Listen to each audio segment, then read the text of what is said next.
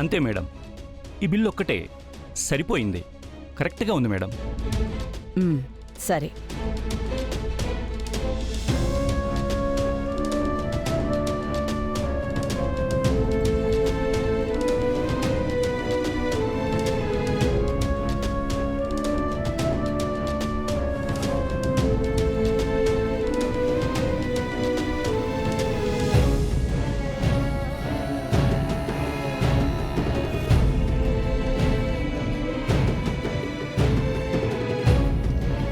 అయ్యో, ఇందులో లెక్కలని తేడా వస్తున్నాయే.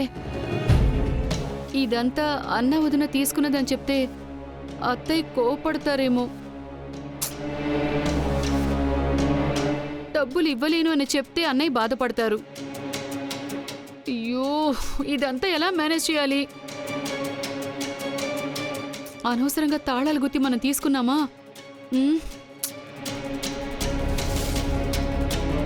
ఈ డబ్బులని వేరే ఏదైనా లెక్కలో చూపించేద్దామా?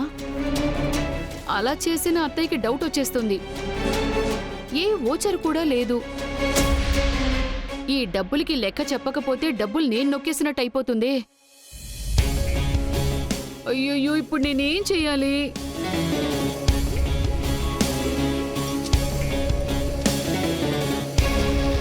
అత్తయ్య, ఏం చేస్తున్నారు అత్తయ్య? ఇదిగోండి. ఏంటిది? లెక్కలు ఇందులో చూడండి, ఈజీగా ఉంటుంది. ఇలా నోట్లోనే నోట్ చేయాలి అనేం లేదు. ఇందులో చేశారంటే ఈజీగా ఉంటుంది. నాకిదంతా యూజ్ చేయడం రాదు. తెలియకపోతే ఏముంది అత్తయ్య, నేను నేర్పిస్తాను. ఇది చాలా ఈజీ అత్తయ్య.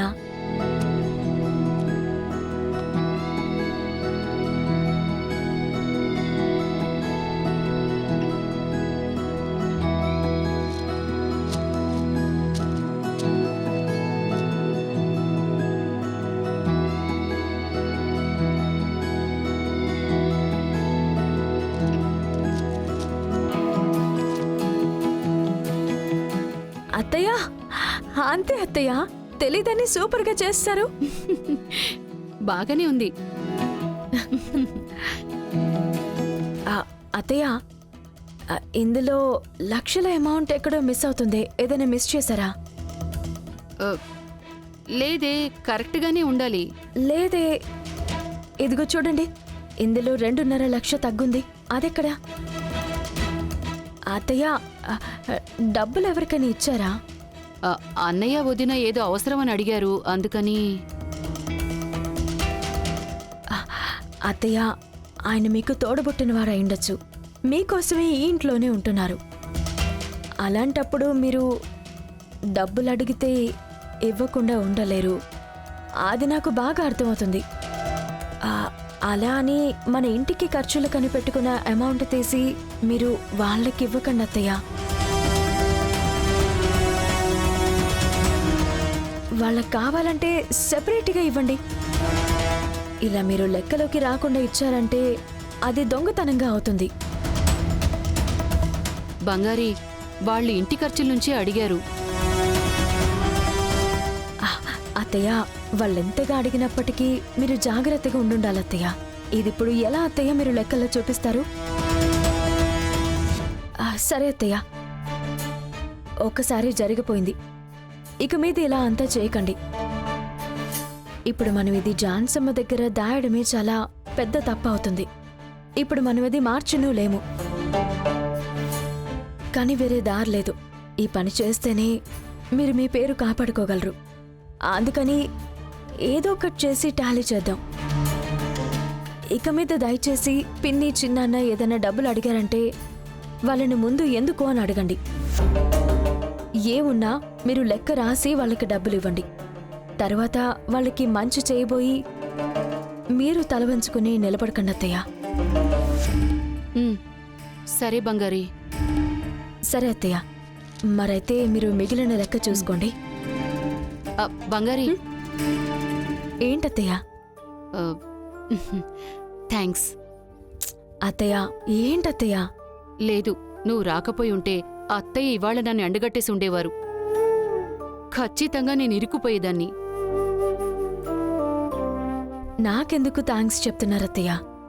మీరు మంచివాళ్ళు. మంచి చేసేవాళ్ళు చెడు చేసేవాళ్ల కంటే ఎక్కువగా ఆపదలో ఇరుక్కుపోతుంటారు. చెడ్డ వాళ్ళ కంటే మంచి వాళ్లే చాలా అలర్ట్గా ఉండాలి అత్తయ్య. అత్తయ్య, మీరు జాగ్రత్తగా ఉండండి. ఉమ్.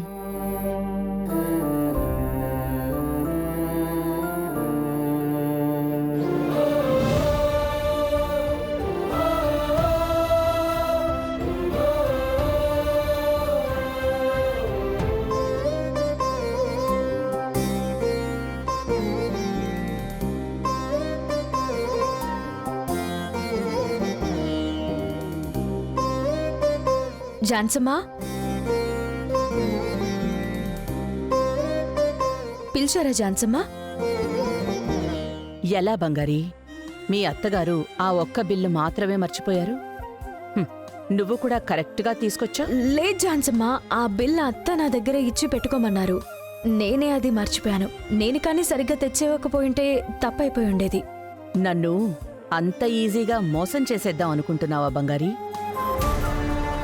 అంత వీక్ పర్సన్నా నేను? అలా ఉంటే నేను ఇంత పెద్ద సామ్రాజ్యాన్ని కట్టుండేదాన్నా?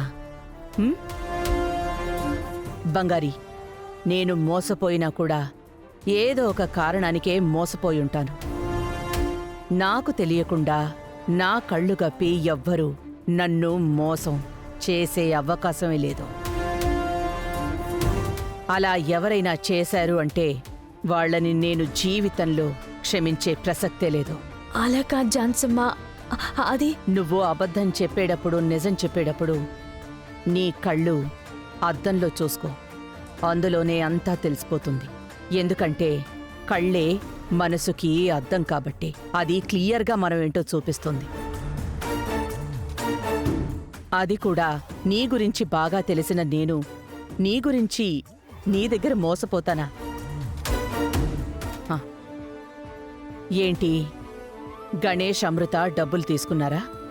అది మీనా బయటికి చెప్పలేక గింజుకుంటోంది. నువ్వు మీ అత్తగారిని కాపాడుకున్నావు, అంతే కదా? అంటే జాన్సమ్మా, అది బంగారి, నాకు ఇది కొత్తేం కాదు. ఎన్నో ఏళ్లుగా ఈ ఇంట్లో జరుగుతున్న విషయమే. మీనా ఎదురు తిరుగుతుందని వెయిట్ చేశాను. ఇన్ని రోజులు చెయ్యలేదు. ఇప్పుడు అవకాశం ఉన్నా కూడా చెయ్యలేకపోయింది. తను అలాగే ఉంటే ఎలా చెప్పు? ఎన్ని రోజులని మీనా తప్పు చేసేవాళ్లకి కొమ్ము కాస్తూ కూర్చుంటుంది? ఇది తన ఇల్లు, తన డబ్బు అని బాధ్యత ఎప్పుడొస్తుంది? బాధ్యతలు ఇచ్చినా అలాగే ఉంటే ఎలా? మీనా ఇలా ఉంటే నాకెంత బాధగా ఉంటుంది. అర్థమైందమ్మా, కానీ అది వెంటనే ఆపేయాలంటే అది అన్న చెల్లెళ్ళ మధ్య గొడవలు తెచ్చిపెడుతుంది కదా, అందుకని.